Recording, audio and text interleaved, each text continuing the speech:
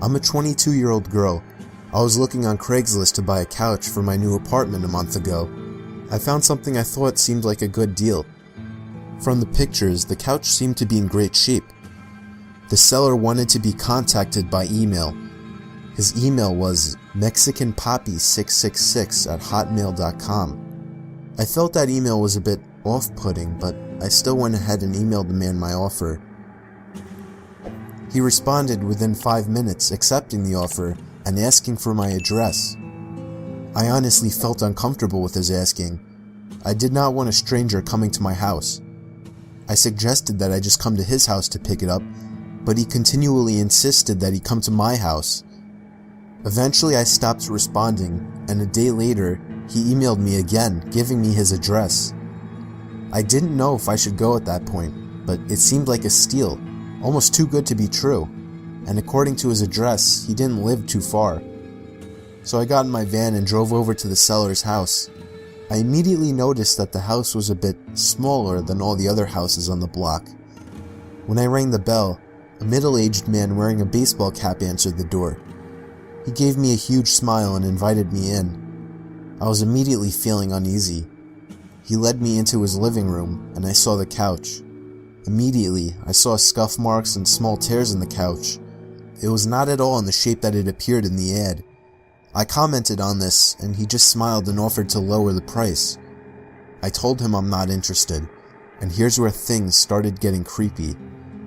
As I was making my way out of the house, he put his hand on my shoulder and offered to give it to me for free if I was willing to, quote-unquote, give something to him. I let out a disgusted gasp and got back into my car. I didn't even look up out the window. I just drove away from there quickly. But it doesn't end there. That same night, I was laying in my bed watching TV when I thought I heard somebody stomping up the steps of my porch. I muted the TV and was able to clearly hear the sound of somebody fiddling with my front doorknob. I jumped out of my bed and tiptoed over to the front door to look through the peephole, but whoever it was already gone. And then, I thought I could hear the sound of the gate to the backyard opening and closing. That was when I grabbed the phone and dialed 911. Soon after, I heard the sound of somebody fiddling with the doorknob to the back door of the apartment. I yelled to whoever it was that the police were on their way, and after that, I heard the sound of the gate opening and closing again. They were gone. This was a month ago and nothing has happened since, but I still can't sleep at night. I'm 99% sure it was the man that was selling the couch. He must have followed me home. There was no way it was just a coincidence. I don't plan on using Craigslist anymore, and I'm still trying to find a new apartment.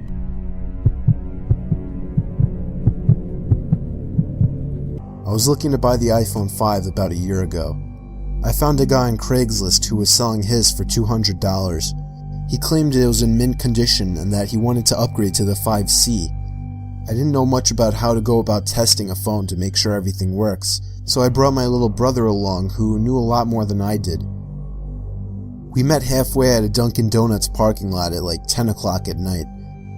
Two large, intimidating guys stepped out of a black Honda Civic and walked over to us. One of the guys pulled out the phone and showed it to me. It didn't have a scratch on it. My brother took out my SIM card and popped it into this new phone. He did some testing and told me that it works.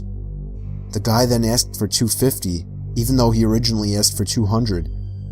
I lied and told him I only brought $200, and he seemed a bit unhappy with this. I did have $250, but I didn't want to spend more than his original asking price. I kind of figured it was his way of making sure I didn't haggle down the price.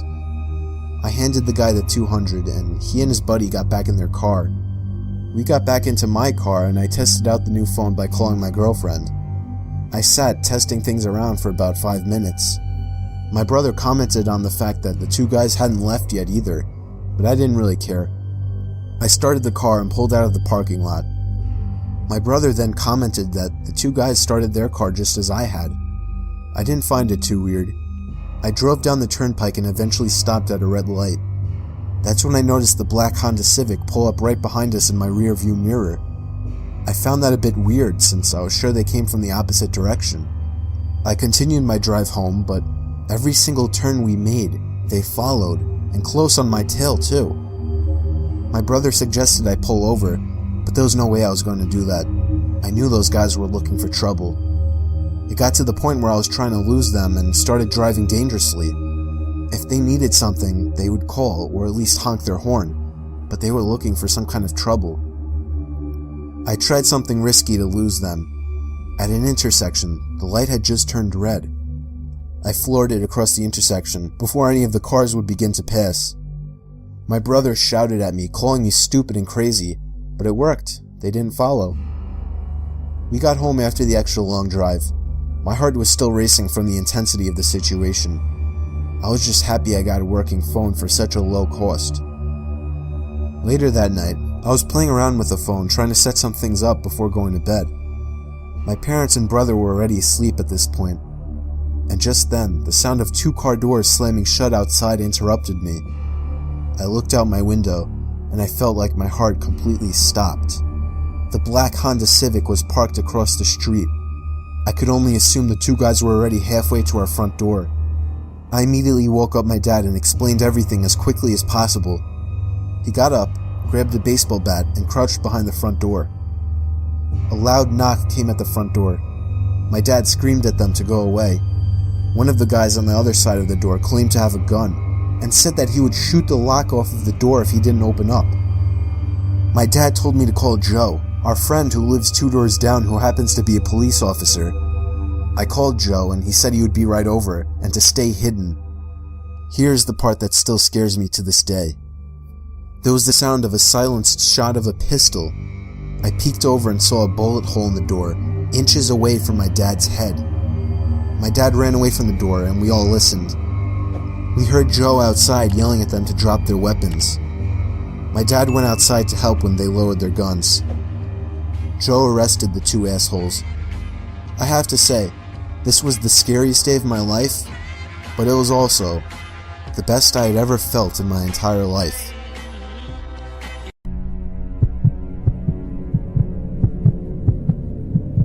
I was looking for a car to buy for my son for his 18th birthday. I was searching all the typical car websites, cars.com, eBay Motors. They were all overpriced as expected. Craigslist was the only place to find an actual deal. About a week into my search, I found an 03 Toyota Camry. It had 67,000 miles, no accidents, no damage, and good condition for only $3,500. This seemed like a steal for such a reliable car with such low mileage. The seller lived about 10 miles from me, which was a reasonable drive when looking for a car. I gave him a call to set up a time to come check it out. The man sounded normal on the phone. He assured me that there were absolutely no problems with the car. He introduced himself as Bob. I brought along $3,500 in cash, even though I planned on wiggling down the price as much as possible. I pulled up the dirt road to Bob's property about 15 minutes early. It was a tiny little house with a decent-sized property, only because it was a bit far from the nearest neighbors.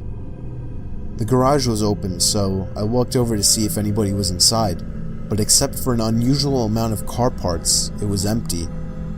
The car was nowhere in sight. The only car on the property was an old pickup truck. I went over to the front door to check the house numbers. It was the right address.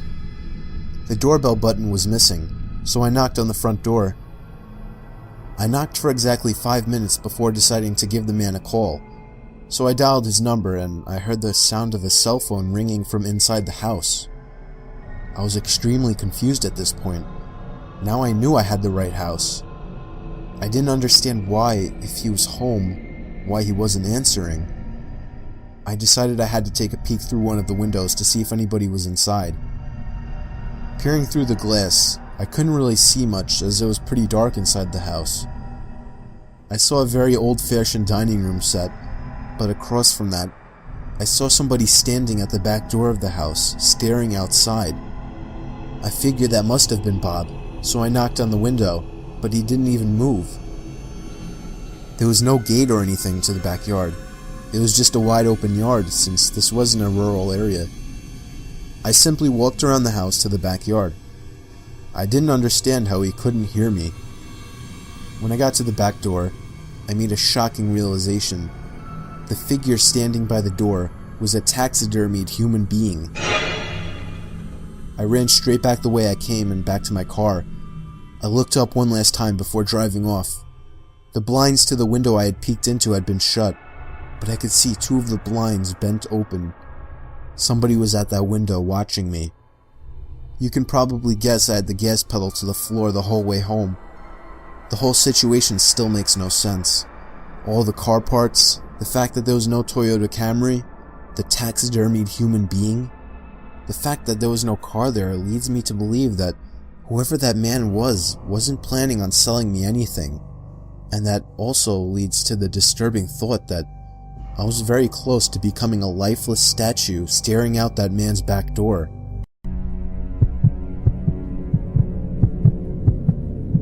This story still gives me nightmares to this day. I was staying with one of my best friends in North Carolina where I had a job interview. I was coming from New Jersey and my friend Mike offered to let me crash at his place for a few days. He didn't necessarily live too close to the company I was interviewing for, about 2 hours away, but I also just wanted to see one of my good friends again. So this happened after the second interview. I came back to Mike's place in a good mood as I had been offered the job on the spot. We celebrated in the yard that night with a few friends and a few beers, or a lot of beers. We stayed up late and basically got shit-faced. People were coming and going all night. That's the kind of person Mike is. He didn't really keep track of who entered and left his house. So at about 4 in the morning, after everyone had left, we called it a night. I struggled to make it up the stairs and to the bathroom. I drained the snake and soaked my face with hot water, and it was at that moment that I thought I could see something in the corner of my eye. I turned to the half-open door and saw an eye poking in at me through the crack of the door. I let out a loud, holy shit, and in my drunken, klutzy state, I fell to the floor. When I got back on my feet, the eye was gone. I stumbled out of the bathroom and called Mike's name. I heard him call out in response from downstairs in the kitchen. It couldn't have possibly been him. I didn't hear anyone go down the stairs. But I asked if he was up there anyway. Expectedly, he replied with a no. I can't remember fully, but I assume I just brushed it off under the assumption that I had too much to drink. I made it to the guest bedroom and basically fell onto the bed, barely managing to throw the covers over myself. You know when you're drunk you fall asleep easier. That's an understatement. I think I fell asleep seconds after falling onto that bed, only to wake up after an unknown duration of sleep. I immediately felt the unbearable headache coming on, and began to rub my head. It was probably a little before sunrise. The room was a bit chilly. My foot was sticking out of the covers, hanging over the edge of the bed. And then it happened. I felt something extremely cold grab onto my foot and start stroking it. I then heard a raspy voice whisper the words, "Can you help me?" I sat up and screamed at the top of my lungs before sprinting out of the bed and out of the room, meeting Mike at the top of the stairs. I called the police and they arrived shortly. The intruder was actually a woman in her late 40s who clearly suffered from some kind of addiction. She admitted to simply walking right into Mike's house and hiding in a closet. The eye I saw was hers, peeking at me while in the bathroom. I always make sure to cover my feet with my sheets now.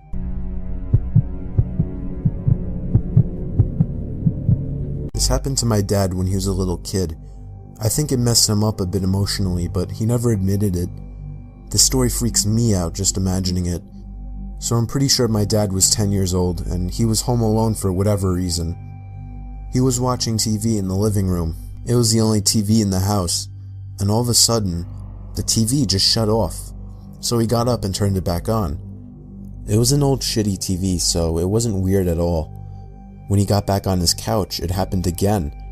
He got up once again and turned the TV back on, and again it turned off. He repeated this process a couple more times before he started to look for the remote. While looking for the remote, he walked over to check behind one of the couches and saw a man hiding in the corner, holding the TV remote. My dad described the man as having long, messy hair and a crazed look in his eyes. He gave my dad a smile, and my dad ran out the front door screaming like a little girl.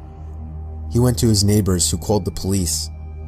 The man was still in the house when the police got there, so he was arrested. My dad told me that he still assumes the man was either homeless or crazy. Either way, this story is downright terrifying.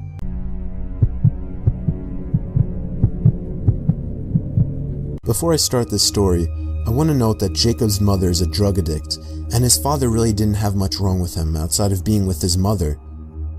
So one night, when Jacob and his father were asleep, they heard a series of loud banging, scratching, and moving noises coming from the mother's room. Jacob's father jumped out of the bed and ran down the hall and started slamming on the door. His mother opened it, yelling at him to quiet down and that he woke her up. He asked her about the sounds. She hadn't been awake to hear them. Jacob's dad would have assumed that she was on something again, but something was wrong. The window was open all the way, and the TV was moved across the room, still plugged in, and had the screen facing outside. Jacob's dad was reasonably scared. He shut the window, got his bat, locked the mother's room from the outside, and made her sleep in the living room. He stayed up most of the night. He woke up Jacob at 5. It was still dark out. Jacob went out to the kitchen where his mother already was. A couple minutes later, his dad walked in, wide-eyed. He pointed at Jacob and his mother and held his finger to his lips. They both quieted down. They heard something shuffling around on the roof, going from edge to edge. Jacob's dad had the bat. They sat together in the room, quietly. Minutes later, the sound went away. Jacob's grandmother was called. She was asked if everybody could stay over there for a little while. She said yes and told them she'd come pick them up. Jacob finished eating and went to go sit on the couch. There was no TV in that room, so he sat in silence. He looked over at a door to an empty room in the hallway. The door was open. There was a finger wrapped around the side of it. Jacob screamed and pointed to it, and his father grabbed him and ran out. Jacob's mother followed behind. They went to a gas station and sat out front until they saw Jacob's grandmother's truck. Jacob described how unnatural the finger looked to me. He said it reminded him a little bit of a foam finger in length and width. It was wrapped clear around the door frame, the door itself being latched on the opposite side. They didn't go back to that house much after that. Once they'd gotten everything out of it, they never went back again. Nothing was stolen, and the window in the empty room was open.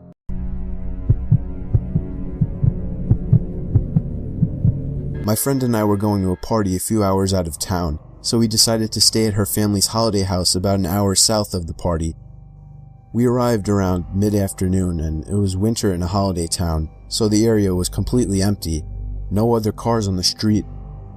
When we left for the party, I spent a moment deciding whether to pull the gate all the way closed. I'd had some trouble opening it earlier when we arrived, and if we were getting home late at night, I didn't want to be stuck outside. I ended up deciding to shut it for security. The party was great. We got back to the house around 12:30, and the gate was open.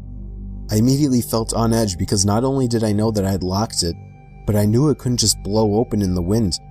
But I didn't want to make a big deal, so I was vague when my friend asked me if I'd shut it. We went inside and decided to make a snack. I was wandering through the house when suddenly my friend raced from the kitchen into the hallway and virtually tackled me to the ground. She was convinced she'd heard someone walking around outside. We tried to calm ourselves down, but we had no cell reception and there was no one else around. Over the next half hour or so, as we sat in the hallway paralyzed with fear, we heard footsteps outside and the back door being jimmied. We decided we had to leave, so we gathered everything up and got ready to make a break for the car. Just as we were at the front door ready to leave, there was a huge bang in the backyard, and suddenly what sounded like hundreds of birds started screaming. We legged it to the car, ended up starting it with all our stuff still on our laps. We hadn't bothered to even put in the back seat. As we reversed out the driveway, we saw somebody running up the side of the house towards us. We sped the entire way home, and didn't sleep at all that night.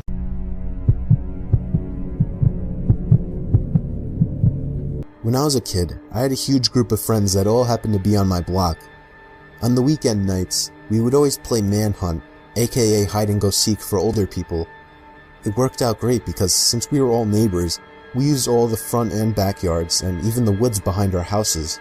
We had a rule though, that we couldn't go out more than a backyard's length into the woods. I always used the same hiding spot, and nobody ever found me. I always hid behind an old rusty barrel that was thrown into the woods years ago. So on this particular night, there were only 6 of us playing. My friends Joe and Raj were on my team. We quickly dispersed as we were the first to hide. I ran to my usual hiding spot, through my backyard into the woods behind the barrel. Usually I would see the flashlights of the other team shining through the backyards in the woods, but it was unusually quiet this time. And then, I finally heard footsteps nearby. I didn't see a flashlight, so I assumed it was one of my teammates. I whispered Joe and Raj's names, but then whoever it was started charging at me, full on sprinting. I immediately shot up and ran out of the woods to find a new hiding spot in my backyard, but nobody ever came out of the woods. I heard all my friends calling my name from out front, including Joe and Raj, so I assumed something was wrong and went up front. I saw Joe's parents talking with my parents, with all my friends surrounding. My parents seemed a bit relieved to see me, so I was naturally really confused. They told me that a police officer had just passed by and warned them about a serial rapist spotted in the area and that all the kids should stay indoors. I explained what happened to me in the woods, and my parents started freaking out, making 100% sure that I wasn't lying. They called the police. I really don't know if he was ever caught, but I really hope he was. I try not to think about what would have happened to me had whoever that was caught me.